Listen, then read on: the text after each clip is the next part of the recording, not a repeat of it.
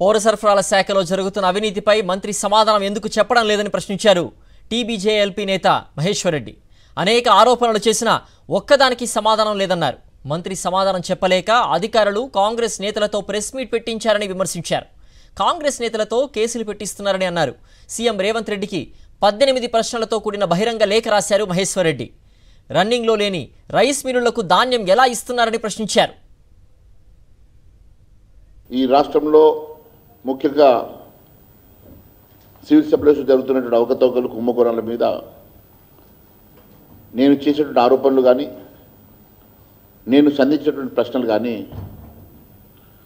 సమాధానం చెప్పలేక దాటేస్తూ చాటేస్తున్నటువంటి మంత్రి గారు కాంగ్రెస్ నాయకులతోటి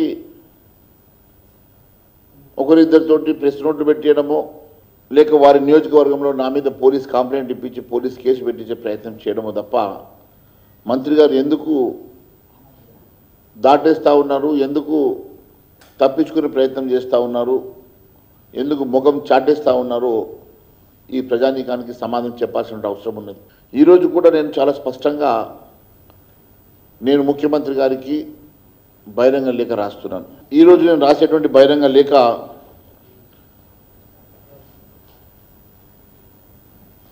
దీంట్లో 18 ప్రశ్నలు. ఈ 18 ప్రశ్నలకు వారు సమాధానం చెప్పాల్సిందిగా నేను మీ ద్వారా వారిని అడుగుతా ఉన్నాను.